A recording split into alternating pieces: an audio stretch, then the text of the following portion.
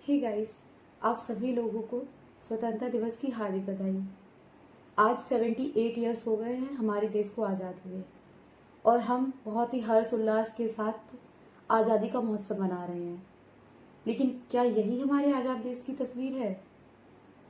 एक देश को आगे बढ़ाने के लिए जितना एक पुरुष का हाथ होता है उससे कई गुना एक महिला का हाथ होता है। लेकिन ऐसा देश आगे बढ़ सकता है जहां महिलाएं सुरक्षित ना हों। कोई भी ऐसा घर नहीं होगा जिस घर से कोई बहू, बेटी, माँ या बहन जॉब ना करती हो।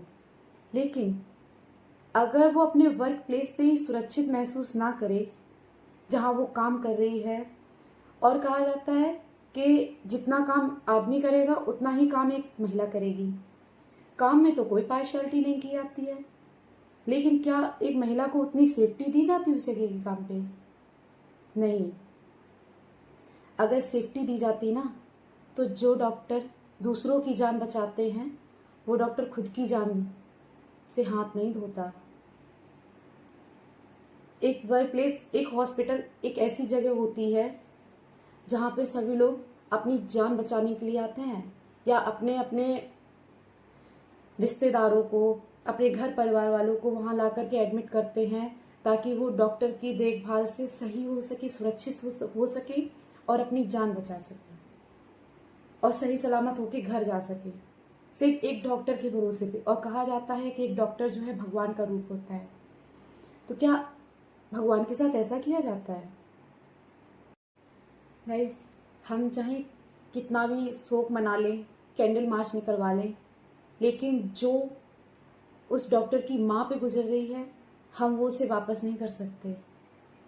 उस माँ ने किस तरह से अपनी बेटी को पढ़ाया होगा, कितने सपने सजाए होंगे, तब बाहर पढ़ने भेजा होगा। एक माँ बाप इतना बड़ा रिस्क लेते हैं अपने बच्चों को पढ़ाने के लिए, उसको आगे। मैं भी जॉब करती हूँ, मुझे भी नाइट शिफ्ट में जाना पड़ता है, लेकिन ये सारी चीज़ें देखते हुए कि एक डॉक्टर को उस हॉस्पिटल में ही ऐसा किया जाता है तो मुझे भी अंदर से डर लगने लगा है। इवन हमारे साथ की जो भी कलीग्स हैं जो नाइट शिफ्ट करते हैं, उनके अंदर डर सा बैठ गया है कि अगर हम अपने वर्क प्लेस पे ही सुरक्षित नहीं हैं तो हम जॉब कैसे करेंगे। जिस जॉब को पाने के लिए इतनी पढ़ाई की, घर वालों को मनाया, यहाँ रहने आए,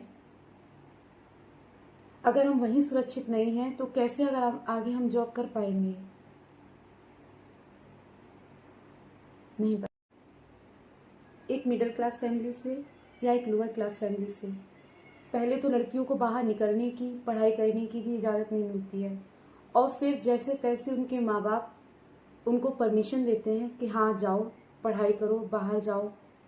और बाहर जाने के बाद अगर उनकी बेटियों के साथ ऐसा कुछ होता है तो क्या उनके माँ बाप अब आगे उन्हें पढ़ने के लिए भेजेंगे? क्या ऐसे देश आज़ाद होगा? क्या ऐसे देश आगे बढ़ पाएगा?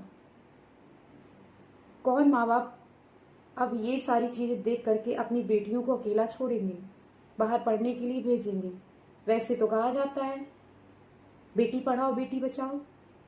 क्या बेटी पढ़ने के बाद भी ये सब झेलेगी तो कौन सी बेटी पढ़ेगी? इससे अच्छा तो पहले था कि बेटियां ना तो पढ़ाई करती थी ना बाहर जाती थी, कम से कम घर में तो रहती थी, सुरक्षित तो रहती थी। लेकिन आजकल ना तो बेटी घर में सुरक्षित है और ना ही बाहर।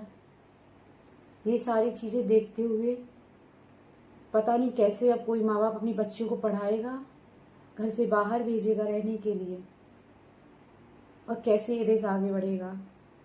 और पता नहीं किस हिसाब का आज़ादी का महोत्सव हम मना रहे हैं।